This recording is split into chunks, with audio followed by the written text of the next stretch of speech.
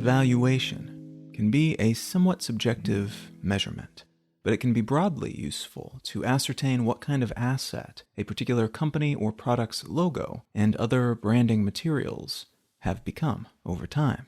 This valuation represents something like the goodwill and esteem and respect held by the company in question, but it also implies a sort of standard of quality or desirability to consumers. How much more can you charge for a beverage when you slap a Coca-Cola logo on it? How much more likely is a consumer to grab the Coca-Cola bottle than that of a competitor? How much credibility and prestige does a logo carry? And how does that contribute to the long-term health of the company that informs that logo's meaning?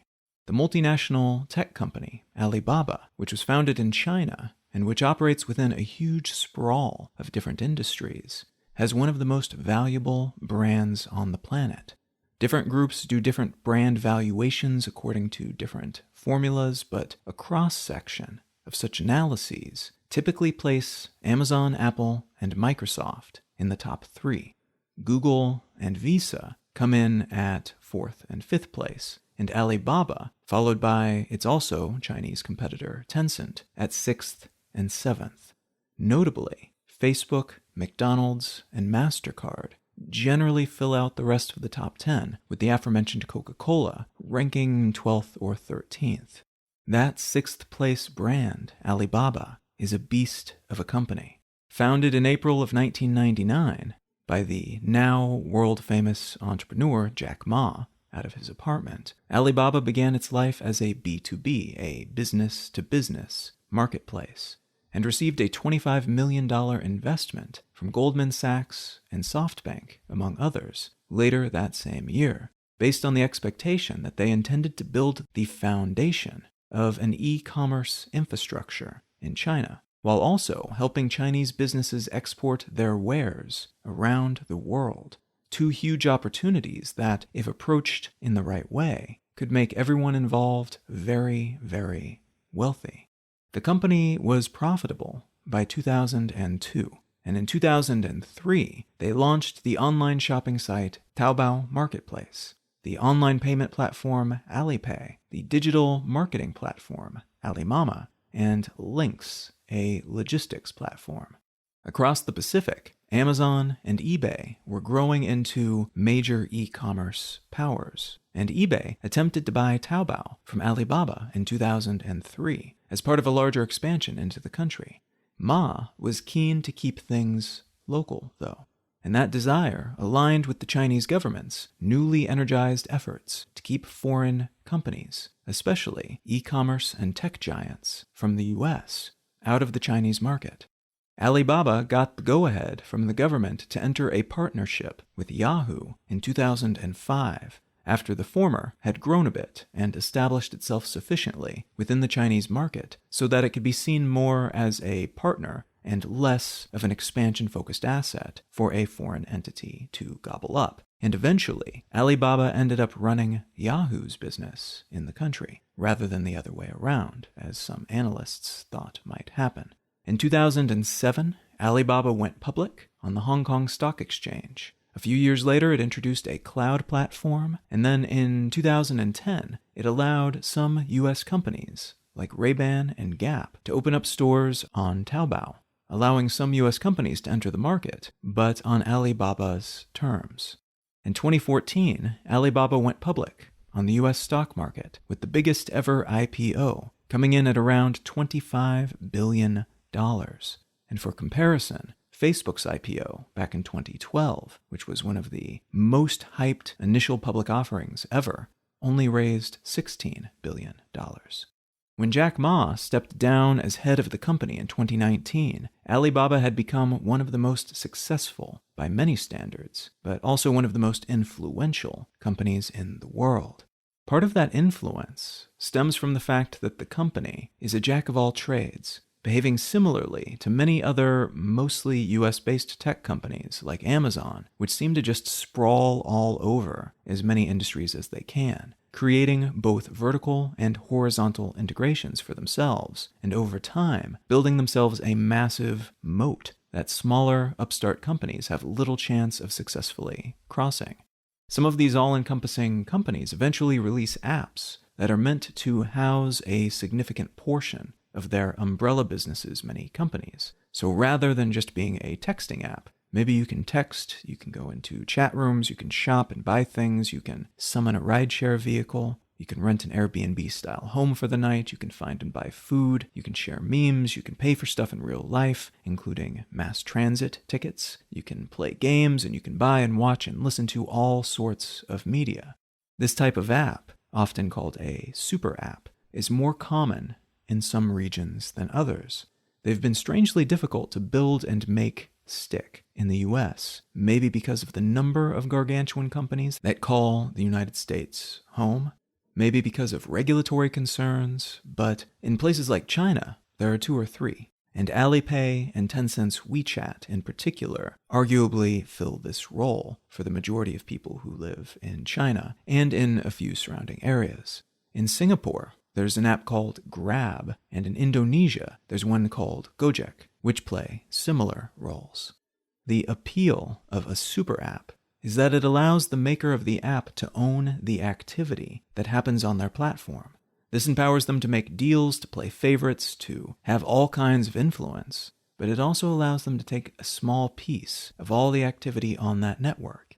And if you're able to glean even a fraction of a percentage of essentially all economic activity in a region, that adds up. That's a lot of money. In Alibaba's case, this confluence of factors has resulted in an annual revenue of around $72 billion, total assets of somewhere in the neighborhood of $185 billion, and a business entity so large and multifaceted that as of the end of March 2020, they had 117,600 employees across their retail and e-commerce platforms, their artificial intelligence and cloud services, their financial technology wing, their live entertainment and online media businesses, their internet services and online portals, their private equity and venture capital firms, healthcare services, sports operations, newspapers and TV stations, and their investments in other companies, ranging from food delivery entities to co-investment in an airline to ensure reliable product deliveries to Russia.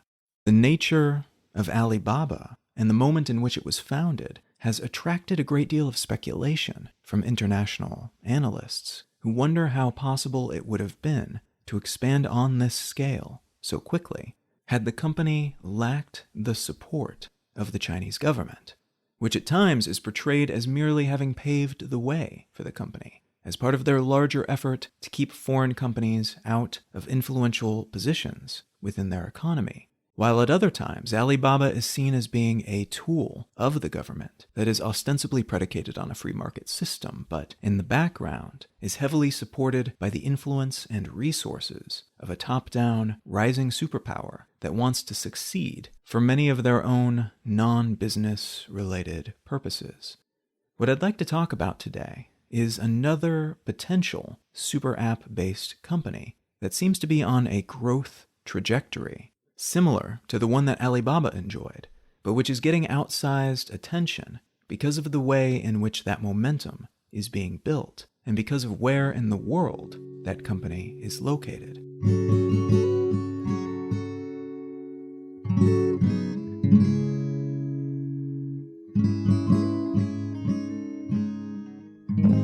You're listening to Let's Know Things. I'm Colin Wright. Let's Know Things is an independent, listener-supported show. If you're finding some value in what I'm doing here, consider becoming a supporter. One of the simplest ways to do so is to become a patron at patreon.com/letsknowthings. But you can find a list of other options, both monetary and non-monetary, at letsknowthings.com/support. A huge thanks to everybody who's already helping to support the show, and thanks in advance if you're considering doing so in the future. All right, let's get back to the show.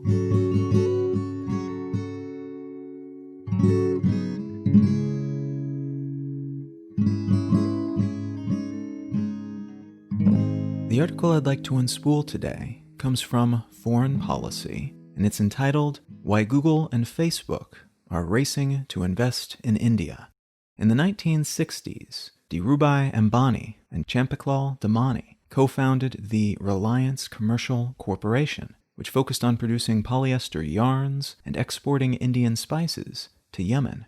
In 1965, the pair decided to go their separate ways and split up the business, and Ambani took the polyester side of their efforts, spinning it up into a new business that he incorporated in Maharashtra, India, in 1966. After not quite a decade, the company had expanded into textile production, and in 1977, it had an initial public offering that was very popular. In 1985, the company massively expanded its yarn production capacity, and in the early 90s, it commissioned a petrochemical plant. Over the course of the remaining decade, the company expanded further into petroleum products, gained a surge of investment from overseas entities, becoming the first private company in India to be rated by international credit agencies, and it finished out the 90s by expanding into the telecom industry, petroleum gas products industry, and by opening up a new petrochemical complex, which to this day remains the largest petrochemical refinery in the world by a fair margin. By 2001, Reliance Industries and Reliance Petroleum were India's two largest companies by pretty much every possible financial metric. And in 2002, these companies were merged into a singular Reliance Industries. They then bought up several local petrochemical competitors and discovered a massive new source of natural gas, the first ever by a private Indian company. Behind the scenes, though, in 2002, Dhirubhai Ambani died, and he didn't leave a will regarding the distribution of the Reliance conglomerate empire. This amplified existing frictions between his older son, Mukesh, and his younger son, Anil, who had already been running Reliance since 1986, when their father had suffered his first stroke, the second of which killed him all those years later. A power struggle between the brothers ensued, and their mother eventually had to step in to stop it, getting the sons to agree to divide the company up into two companies, with Mukesh gaining control of Reliance Industries and the Indian Petrochemicals Corporation holdings, while Anil gained the newly monikered Reliance Group, which contained Reliance Capital, Reliance Infrastructure, Reliance Power, and Reliance Communications, the latter of which included popular radio stations, movie theaters, financial service providers, and telecom interests, while the former, Reliance Industries, was mostly relegated to petrochemical companies and other such interests. That division in focuses didn't last, however, as Mukesh, shortly after the demerger was complete, invested in the Indian retail market under the brand name Reliance Fresh. By the end of 2008, there were nearly 600 Reliance Fresh stores in 57 different Indian cities. Reliance Industries, under Mukesh, has continued to invest in the oil and gas industry around the world, selling stakes in its own exploration and drilling and refining to other companies like BP, while also investing in the activities of other international petrochemical powers.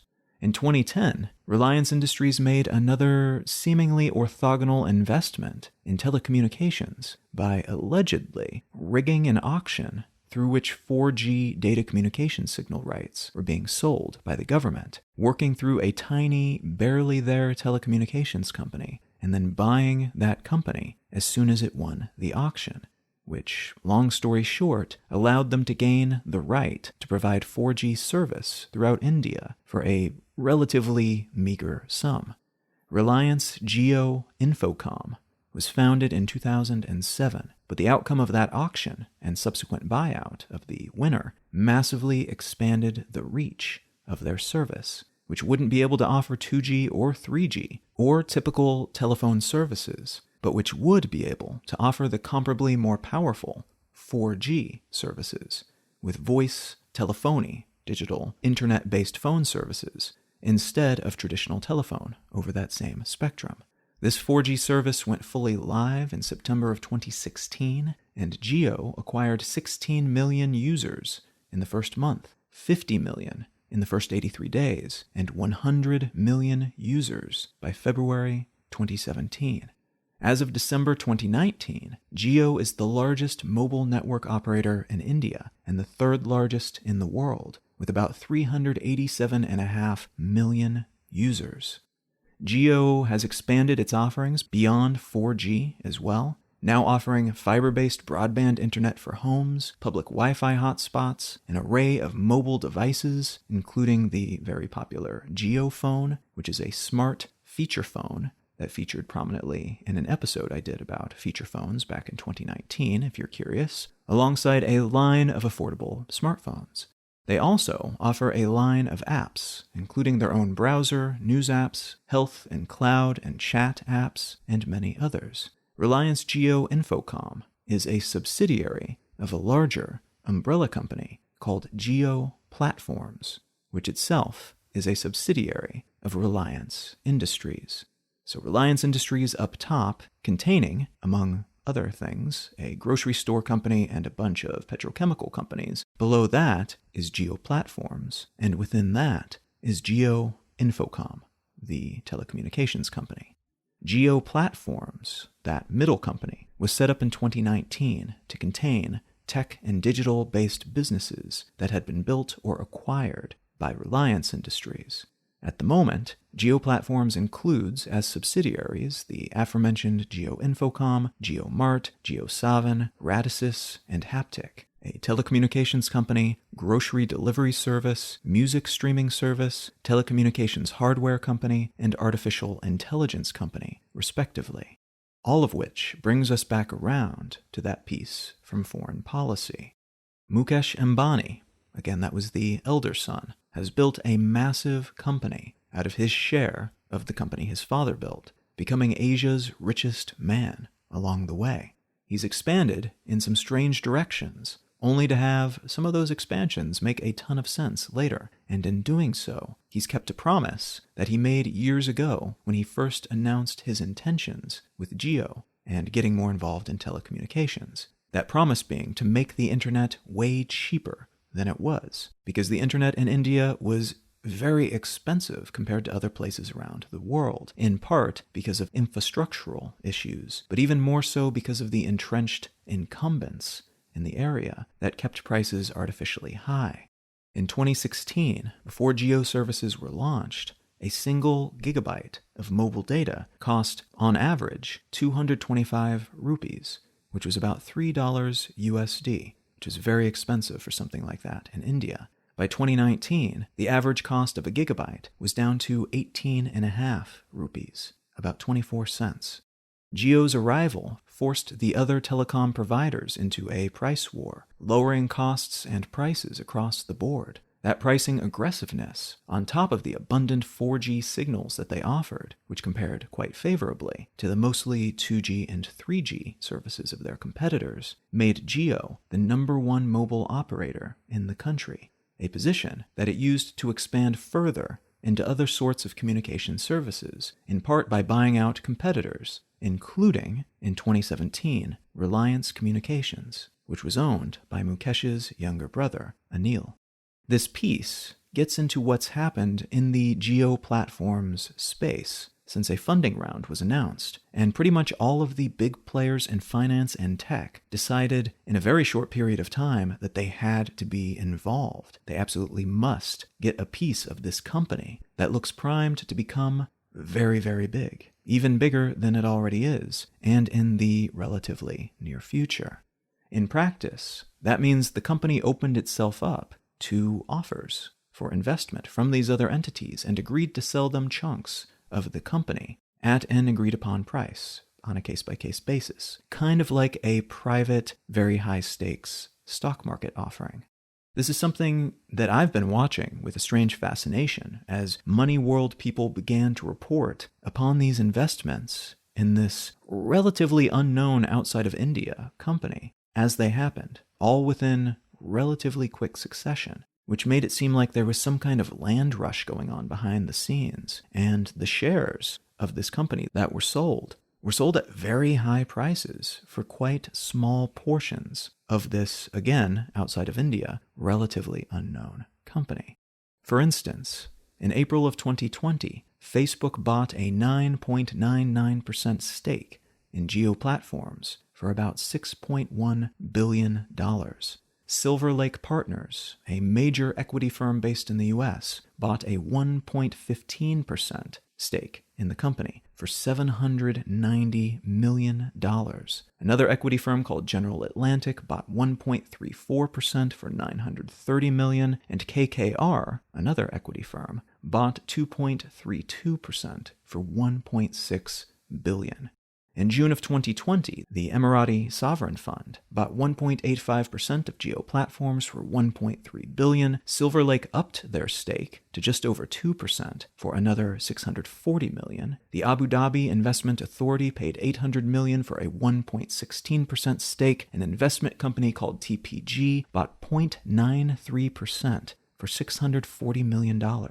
And another equity firm called Catterton bought 0.39% for $270 million. And Saudi Arabia's sovereign fund finished off the month by buying a 2.32% stake for $1.6 billion. In July of 2020, the major tech company Qualcomm bought 0.15% of Jio Platforms for $10 million, and Google, shortly thereafter, bought a 7.7% stake in the company for $4.7 billion. As of mid-July 2020, Jio Platforms has raised about $21 billion by selling not quite 33% of itself to these major international tech and investment entities. The big question on a lot of people's minds as they've watched this happening, and with such rapidity, is why?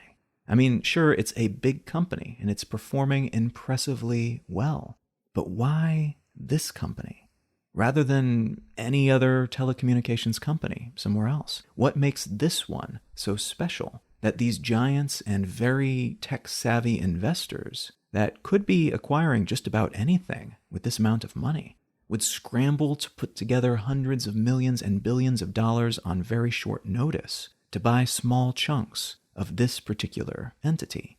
There are a few theories floating around about this, and some of them are addressed in this foreign policy piece.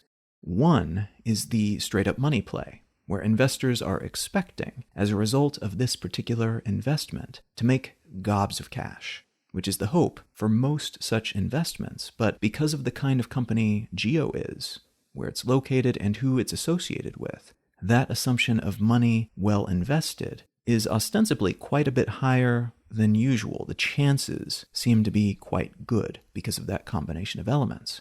Part of the rationale here is that though historically a lot of super app plays haven't panned out, and Jio Platforms seems to be trying to become the super app, the all-powerful tech entity of India, the ones that have turned out okay have done incredibly well. And most of those are in areas with some type of top-down government that allows pseudo or actual monopolies to form with support from the government, which is potentially what's required for this type of thing to take shape and reach its potential. And some of those elements are in place here, in India right now in particular. SoftBank invested $20 million in Alibaba back in 2000. And by the time Alibaba went public 14 years later, in late 2014, that $20 million had turned into $60 billion. The idea that this type of play could pay off by an order of magnitude or more, then, is not unfounded, and the potential of Jio seeing a similar outcome is heightened by Mukesh Ambani's place in Indian society. Like Jack Ma in China, Ambani has pull with the government, has a solid reputation as a business person, and has credibility in just about any space he might choose to jump into as he expands his reach further within the country and potentially throughout the region. Many of these investors probably see, in isolation or as part of a larger bit of investment math, the opportunity for whatever they put in to come out much bigger in a relatively short period of time because of that additional context. That connection to the government and Indian economy and society, though, is also of value unto itself. When entering any new region, foreign businesses often face an uphill climb in terms of establishing brand recognition and in terms of getting local regulators, other business people, and potential customers to take their efforts seriously. Facebook and Google, in particular, have both been struggling to achieve a solid toehold in India, and their comparably quite large investments in Jio platforms may be an effort to establish that toehold so that they will have a favored spot at the table as e-commerce and other online activities expand in the region, and more money is then on the table for all of those involved to access. That might mean, in some cases, being a favored partner. It may mean getting the right people at the table when they want to do something else solo in the region in the future. And it may just mean that they expect they'll get their app preloaded on future Jio phones or services. There are a lot of ways this kind of relationship can play out and pay off, alongside the money that they'll make off their investment more directly if things go well with the company and their investment dollars. Perhaps the biggest concern here, though, is that companies of a certain size have trouble when they become too successful. At a certain point, they use up essentially the whole of the potential customer base in a given region, at which point investors get nervous and they find themselves scrambling to squeeze more water from a stone each financial quarter because the market demands growth and they're running out of humans in those regions that would allow them to expand further. There's been a great deal of interest in the Chinese economy in recent decades, in part for this reason. China has a population of about 1.4 billion people, which for comparison is a little bit more than India, which has around 1.3 billion, and both of those are far ahead of the US, which comes in at third place, with about 330 million people, about one-fourth the population of India.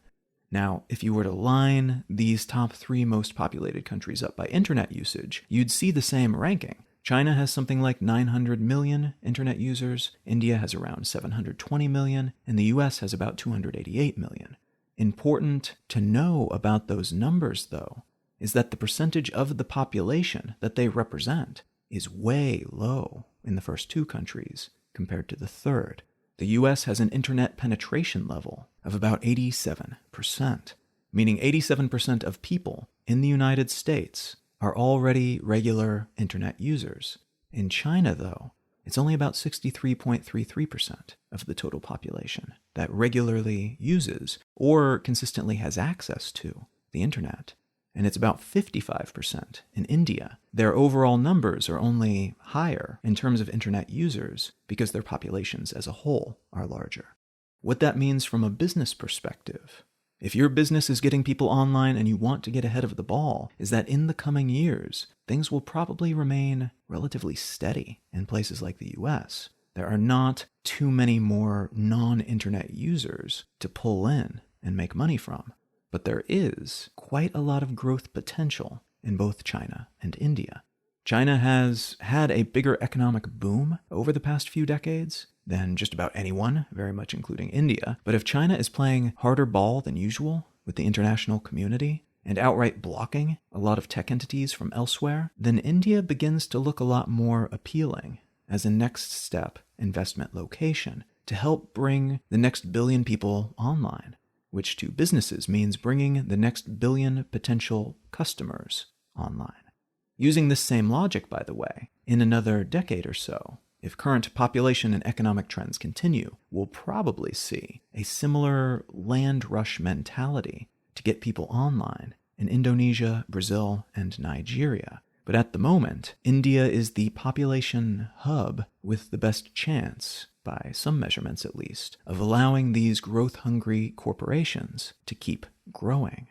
Recent issues related to Chinese aggressiveness in nearby territories, including India, the ongoing trade war with the US, and conflicts related to politics and economics in Europe, among other internationally powerful entities, have probably added weight to the argument that these companies should shift at least some of their attention toward India instead of China, and thus might want to spend more of their time and resources to get in good with the government, with the economic structure, and with the people of India. Jio platforms opening up for investment probably seemed like the right opportunity at the right time, and there's a very good chance that Mukesh Ambani was aware of that desire when he started to put out feelers for investors. It will be interesting to see how this plays out, in part because it may be the dawn of a new tech superpower in a region that until quite recently has been somewhat held back in terms of access, and which has managed to do a great deal already, despite wildly imperfect circumstances. There may be an explosion of innovation and investment in India in the coming years because of this additional attention and all the talent and desire that's always been there, but which lacked a reliable means of amplifying and spreading that talent and desire outwards. There will likely be a lot more government support for homegrown efforts in the near future as well, because of the ongoing and recently sharper than usual conflict between India and China. The Indian government seems keen to play some cards from China's deck in terms of supporting local infrastructure to keep outside influences at bay, and the Reliance play could end up being a part of that larger aim.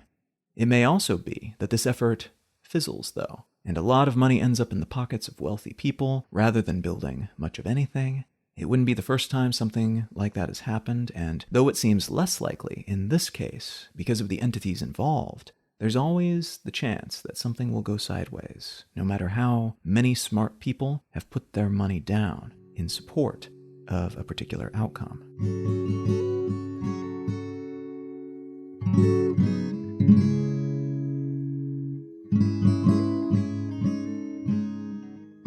If you're enjoying Let's Know Things, consider becoming a supporter. One of the simplest ways to do so is to go to patreon.com/letsknowthings and commit to contributing any amount you choose each month. All folks who contribute any amount in this way will receive an additional episode of the show each month.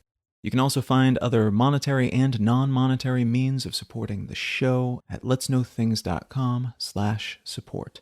A great big thanks to everybody who's already helping to support the show in some way. You're the reason I'm able to commit the time that I do to this project each week, and for that I am very grateful. The book that I'd like to recommend today is called Superior: The Return of Race Science by Angela Saini. This book is a very well-researched and very compelling look at the science, or in many cases pseudoscience, of race, and the difficulty of locking down a definition for race, and the way the concept has been used throughout history to justify all kinds of things, sometimes with the best of intentions, very often with very malignant intentions. But if you're curious about the history of this very concept, but also the actual science behind trying to delineate different groups of people and looking at genetics and things like that, this is a very good place to start. So if any of that sounds interesting to you, consider picking up a copy of Superior by Angela Saini. You can find out more about me and my work at Colin.io. You can find the show notes and transcript for this episode and every episode of the show at letsknowthings.com. You can find my other podcast, Brain Lenses, by searching for it wherever you get your podcasts or at brainlenses.com. And you can find my blog at exilelifestyle.com. Feel free to reach out and say howdy on social media. I'm Colin Wright on Facebook, and at Colin is my name on Twitter and Instagram and such. Thank you so very much for listening. I'm Colin Wright, and I'll talk to you again next week.